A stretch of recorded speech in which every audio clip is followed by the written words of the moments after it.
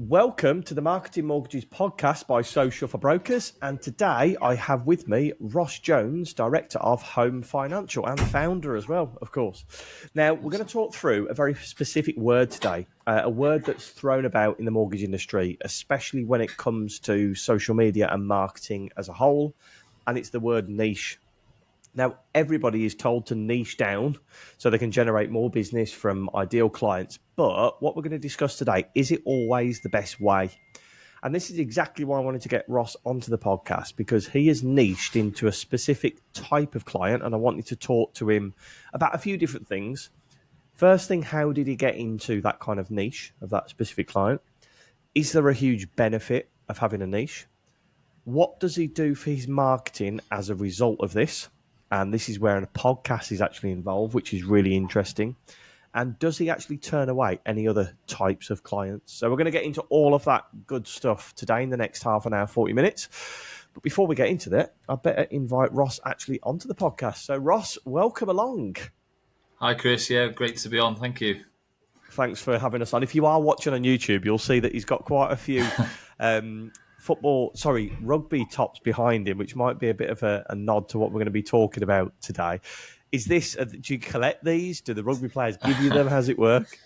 Yeah, probably has turned into a little bit of a collection, to be fair, because if you carried on going down our wall, it's basically a whole wall full.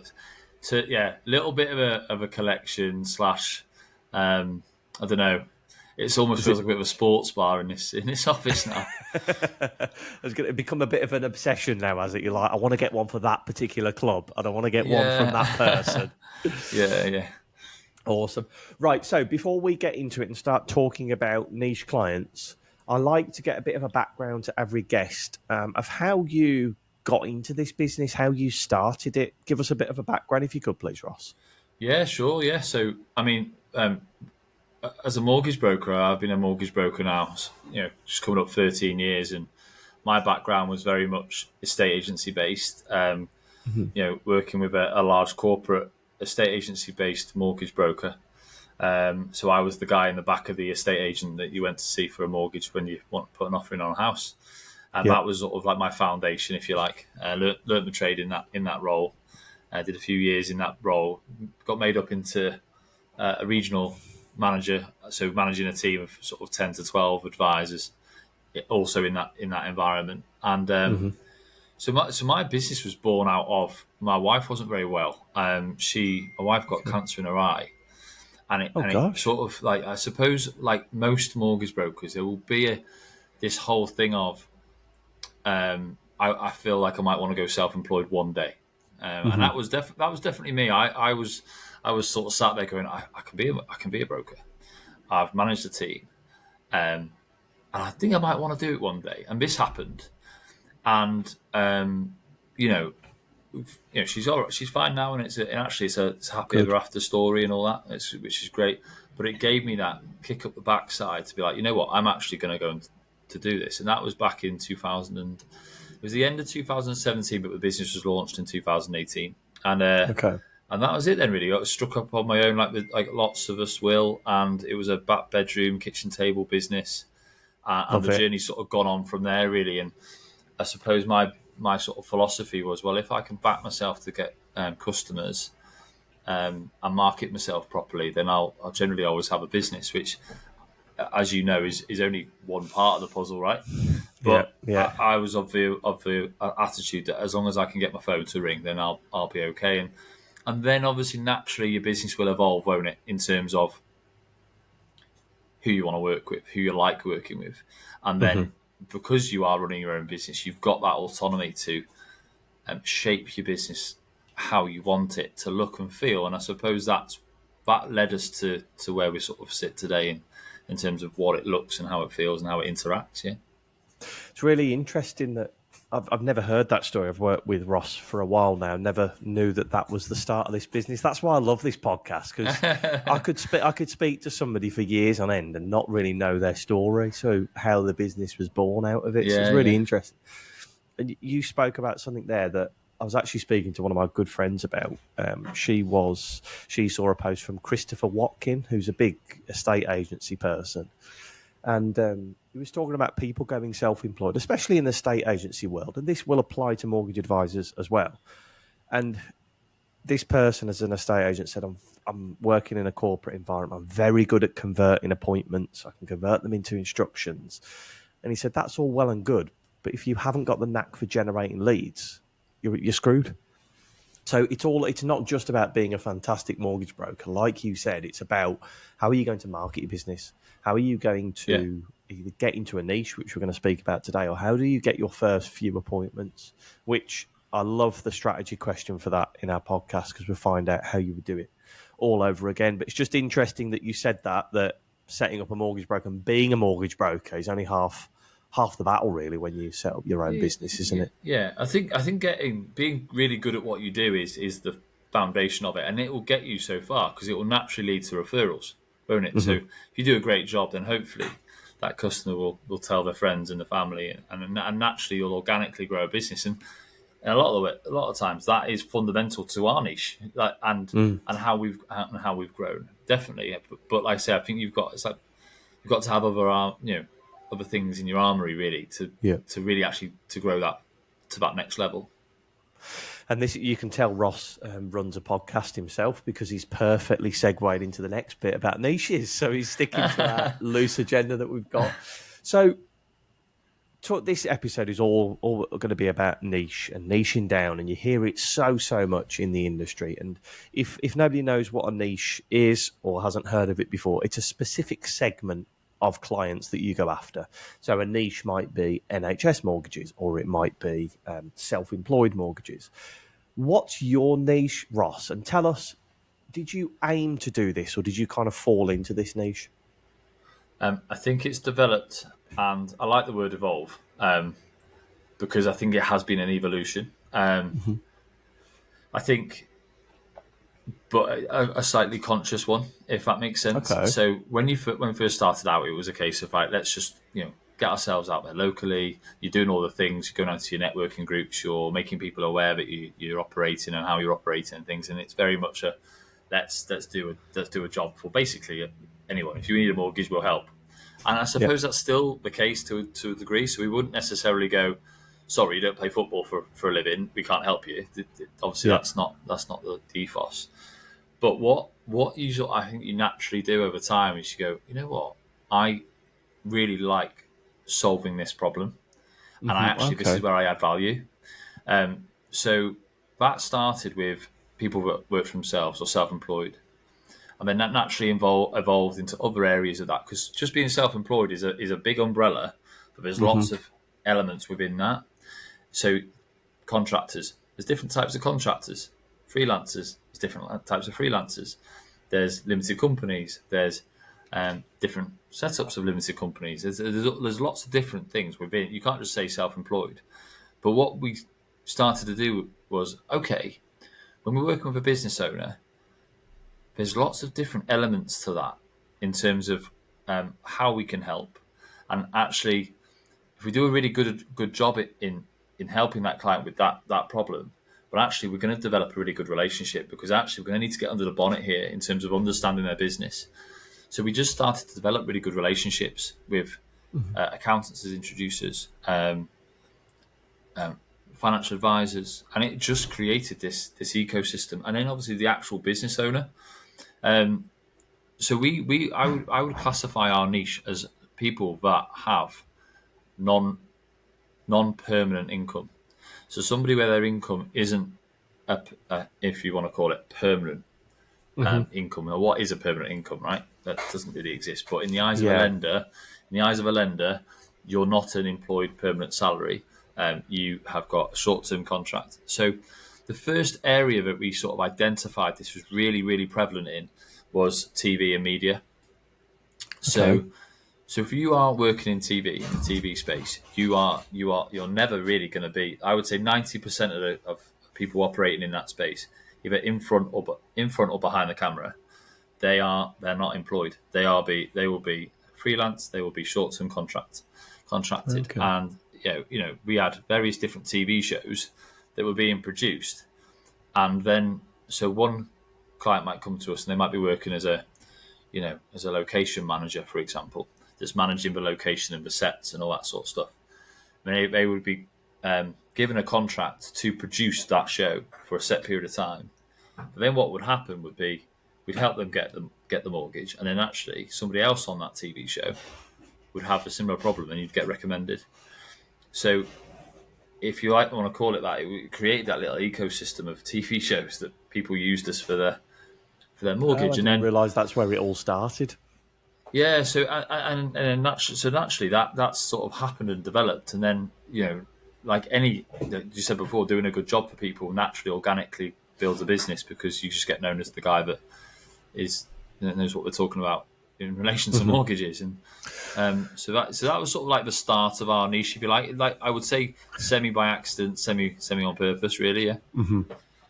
Because so it sounds like you started to help one person realise, look, we can add value, and it helps build that referral basis, doesn't it? I remember hearing years ago from somebody big in the space, Dave Corbett, and he said he had a neighbour come to him the other day and said he was actually a footballer, and he was like, I need to sort my mortgage, Dave. Do you know anybody? Now, Dave knew 50, 100, thousands of mortgage brokers. He could have referred them to any of them, but one person stuck in his mind because he was like, I remember he's a specialist in sports mortgages. Okay. So the lead went there, and it's exactly like you talked about there. If you're known for a niche, when it comes to that TV person speaking to their friend saying, where did you get your mortgage sorted? Ross did it because he understands what we do. And that's so powerful. And then you moved into the sports side of things as well, didn't you? Was that because you were local? Was that off the back of the TV thing? How did that work? Yeah, pretty similar story, to be honest with you, in terms of the sport piece, is that actually sports people do represent then another challenge, but it's very, very similar. There's a lot of overlap with those two professions. I would say, firstly, discretion is massive. Okay. So although like naturally marketing and we have really good relationships with our clients, certain clients that absolutely like it's like that remains confidential. Obviously, everybody remains confidential, but discretion is really key because they're in the public eye. So that's like the first piece. They need to really be able to trust you. But in terms of the sporting piece, we identified through just like via a referral that actually there was lots of overlap with the challenge. Now, an actor, for example, won't necessarily want to be an actor forever. So their income won't always be in TV film.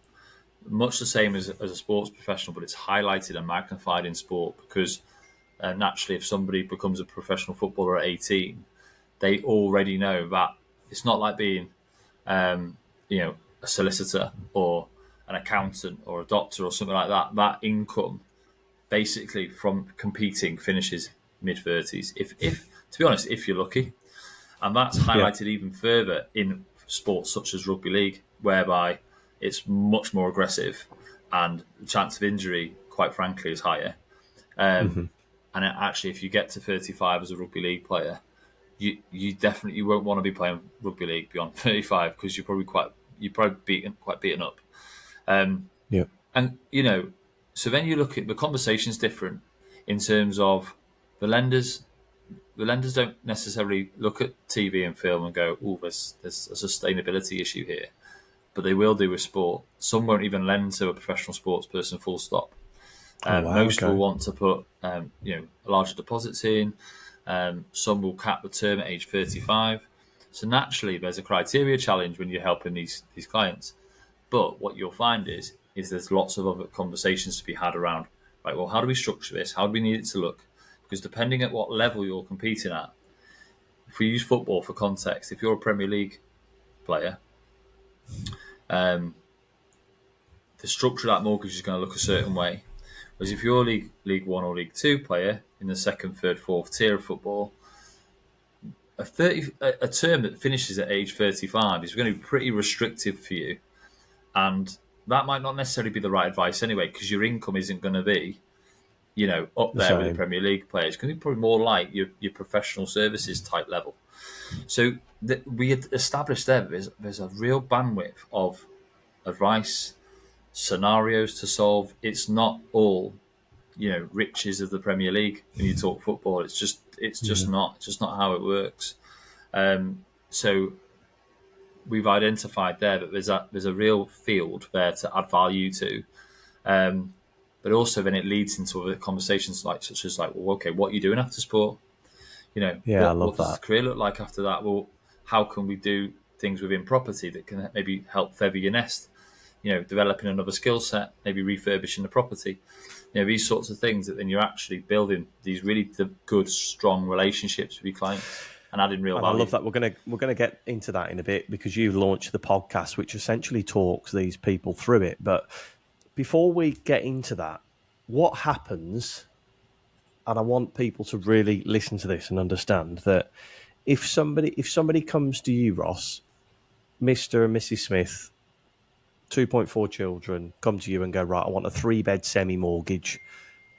Is that a case where you turn them away because you only specialise in people with on TV? You know what I mean? Not normal income. You know what I mean? People that don't have the normal income. How does that work? Do you turn those people away? What do you do? No, absolutely not. No, I think that's really key because I think from our perspective, it's like we do have a real range of clients, and I would suggest that there's a difference between niching the firm in terms of really, you wouldn't look at our website and our social media and our branding and think they only deal with sports people, but a sports person who's possibly looking to work with a mortgage broker wouldn't look at our branding and go, no, that's not for me. They'd probably look at it and go, yeah, it sits, it's fresh, it's modern, it's progressive, it's clean, it's good, and I can deal with that. So that's deliberate. But then within the business, there's nothing wrong with of then going, right, okay, that lead's come in. I think that client is well positioned to work with that advisor because of, and there's nothing. So I don't think there's anything wrong with that and matching the inquiry and the customer to the skill set of the advisor. So we have within our business, we have a range of different advisors and their skill sets are different. If somebody comes in a first time buyer but then I think it's really important to note that actually today's first time buyer could be tomorrow's high net worth client. So I don't think that you can just go pigeonhole clients too much. I think that's a dangerous approach. And that's it, isn't it? It's such a discussion in the industry. Should you niche? Should you not? Even if you do niche, and you don't have to have that mindset right from the beginning, guys. Like Ross says, he tested a few, worked out where he could add value, and then went down that niche. But then that doesn't mean that he turns away that people that aren't in his niche. I think it just. Sorry, no, Chris, please. I was just going to add, just on a little tag on the end there. I would just say it just helps you work out where best to spend your time. So, for example, if I'm going to go to a networking event, for example, or something like that, I'm going to go, right, is that suited to what I want to, who I want to talk to, as opposed to being just really generalising. It just helps you make those decisions and how best you spend your time. Yeah, love it. Okay, so let's get into our marketing section, which we love. And you've done something that I think I've spoken about for years and years to people, is setting up a podcast, because it's just another tool that allows you to sit down with somebody for an hour and chat to them about themselves, their business, their mortgage, whatever it might be. So can you talk us through the name of the podcast and the idea behind the podcast as well, Ross? Because I think it's such a clever play on words and a clever angle. Thank you. We're still quite new, so we'll see how it goes. But it's called Pitch to Bricks. I suppose the clue is in the name and around what it's designed to do and what who it's best to serve. But so fundamentally, Pitch to Bricks is very much a case of adding value to a community that we're already serving, i.e., sports professionals, so rugby players, footballers, golfers.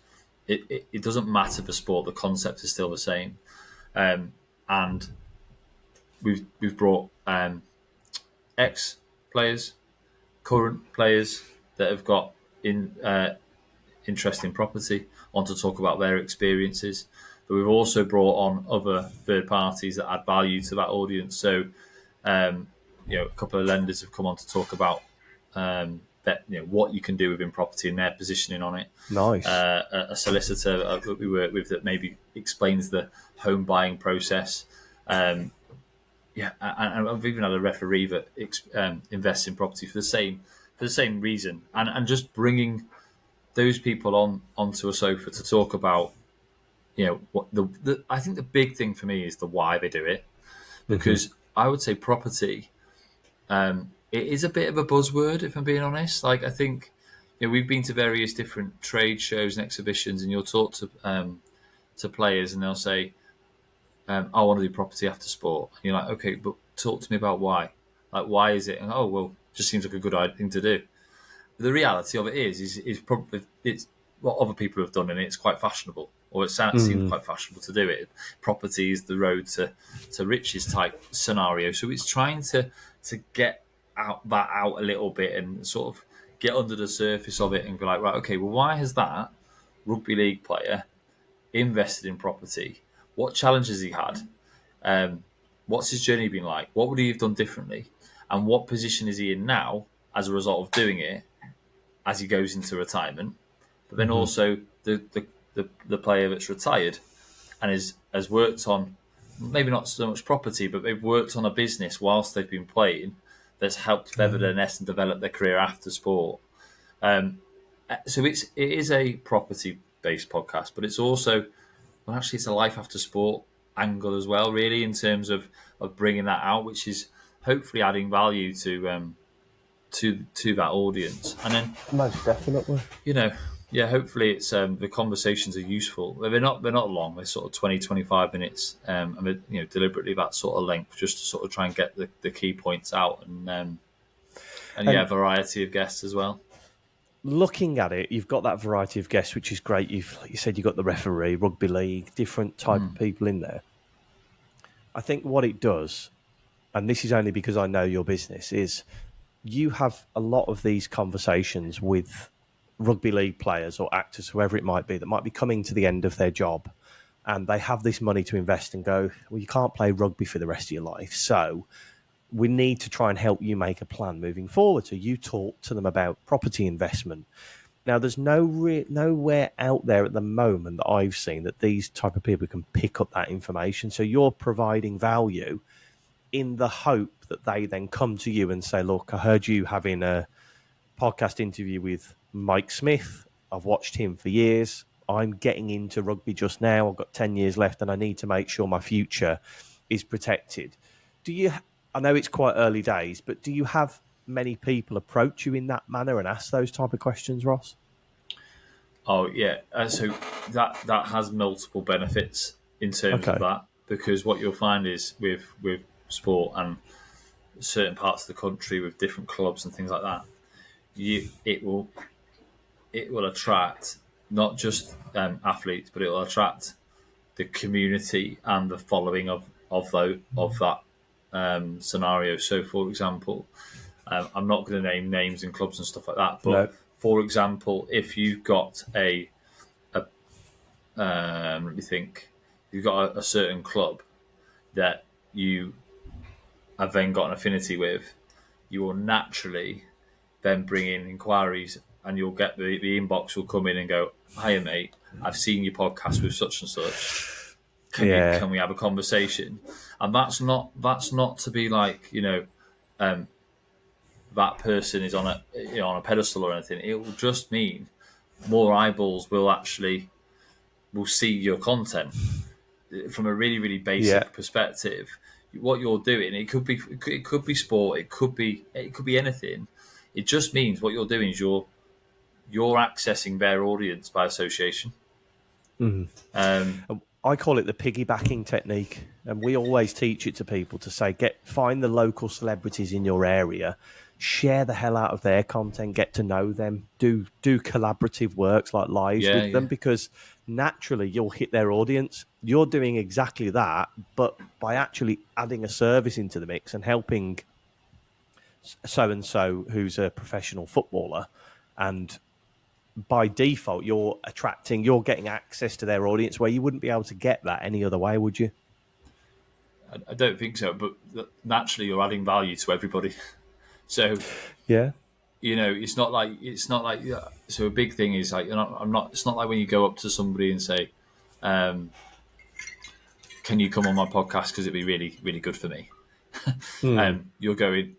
We're running this podcast. I think it'd be really good for you to Yeah. sort of to reflect on your journey, to maybe pick up some points that actually, because everybody's best favorite subject is themselves, but also Love it. you're giving them profile. They're tapping into your audience as well. Remember, so it's not always Yeah. about their audience; they're tapping into yours. So there's a real mutual benefit.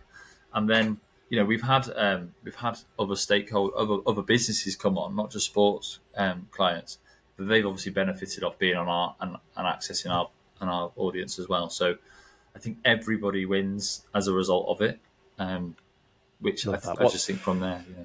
What's the saying? It's something like, I'm going to absolutely mock up this saying, but like the rising tide lifts all ships, or something like that. Oh yeah, that's a strong. Yeah, that's a strong. I'm coining it if it doesn't. I'm coining that phrase if it doesn't exist. But it is very true. Like if you work with somebody and you, as a side benefit, you get access to some of their friends, but you're also helping their friends, which helps them. It's a great way to do it, and that's why I set this podcast up, because I didn't feel there was a place out there that I could get people on like you that have been in the industry for 13 years, had a business for 7 years. The only way that they would get access to the information we're talking about today is by them phoning up, and you're a busy person. You might not necessarily have an hour to sit on the phone to somebody. Yeah. Whereas we can do this and reach thousands of people, and everybody can learn from each other, which is just a great way to do it. And you're doing that with the podcast, which is fab. And we've seen some of them, which look great. So make sure you check out Ross's Instagram at Home Financial. You'll see there's some of the episodes on there, which look great. So before we get into the strategy question, which I know a lot of people love the answers to on this one, we like to donate £10 to a charity of your choice to say thank you for coming on. Which charity did you want us to make the donation to? Yeah, that's great. So the charity we choose is Smile Group, and they specialise in postnatal support, mental health support for new parents. Lovely. We'll make that donation for you. Great charity. Okay, so we're now going to pretend that you have moved to the north of Scotland. You've got a laptop, a mobile phone, and an internet connection. What would you do to start generating new mortgage leads, Ross? I'd probably have a week off first because it sounds lovely up there, and I'd probably turn the internet off. Okay. To be honest with you, I wouldn't do anything too different, if I'm being honest. Okay, awesome. So what would your first steps be?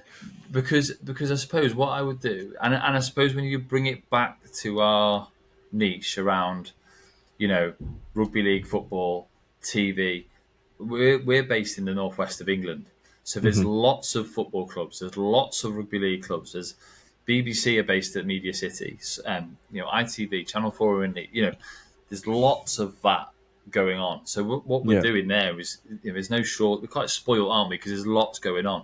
The first thing I would do is I'd understand the local demographic. So okay, I might be a bit more isolated, but I'd try and understand what that community looked like, if they're within reason. Obviously, if you're sending me out to the Outer Hebrides, then maybe I might not be able to do that. But no, there's going to be people there. There's going to be leads there. but yeah, that would be what I would do to start with. And I think understanding your local community, okay, so what is my content going to look like? Who am I going to be working with? Do I need to produce content, and do I need to talk to farmers? Do I need to understand that actually farmers, farming mortgages, or farmers that need finance, that's whose content I need to produce, and that's who I need to talk to, and that's who I need to attract. That's probably what I would do to start with, because that's all we're doing now, right? That's all we're. Do you know what? I didn't even think about. Sorry to interrupt. I didn't even think about it. The reason that you look after so many sports people and so many media people is because that's your demographic in your local area, isn't it? I just thought you maybe started with a couple of rugby players and done a couple of actresses and actors' mortgages, and that just led you down that path. But actually, that's your huge demographic. So that makes, sorry to interrupt you, carry on, but that makes total sense. Work out the demographic of your area so you can target those specific people. We're based in Warrington, so it's a big rugby league town. So I can naturally develop relationships at the rugby league club. But I can also get myself down to a game at Wigan. I can get myself down to a game at St Helens. Not that I would, but yeah.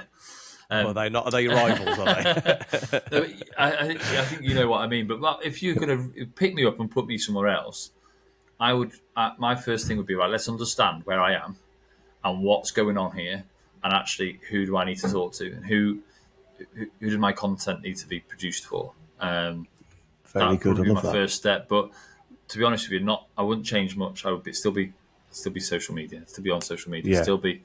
I just don't think you can afford not to be these days. I'd be I'd be understanding, right, okay, what events are in the area? What, I don't know, just trying to think of a place. Like, okay, I'm in Aberdeen, for example. There'll be lots of offshore workers, won't there? So let's go to let's go to an event that is organised for offshore workers and get ourselves there and maybe sponsor it or whatever. That'd be my approach anyway. But I don't think I'd do a lot differently. No, I love that, and it just clicked with me then as to why you look after those type of people, because you've got the media city up that way, and you've got so many rugby clubs around. Ross, it's been so insightful. I can't believe we've been talking for over half an hour now. It's absolutely flown by. If anybody does have any questions and wants to reach out to you, Ross, where's the best place for them to connect with you? Yeah, I just feel free to connect on LinkedIn. And like I say, that's probably the best way to attract me. Sorry, that's the wrong word to use, but Yeah, to reach out, connect, drop me a message. Yeah, that's absolutely fine. And that's probably the best way. And then obviously, like I say, we're on Instagram. If you want to follow our content and sort of take anything from that, more than happy to share away. Awesome. So Home Financial on Instagram, and it's Ross Jones on LinkedIn. But Awesome. Ross, thank you so much for your time today. I really, really appreciate it. And we'll get you back on in the future to see how the podcast has broken all records for the top listened to sports podcast. Love it. No, thanks, Chris. It's been great to share and chat. Cheers. Thank you.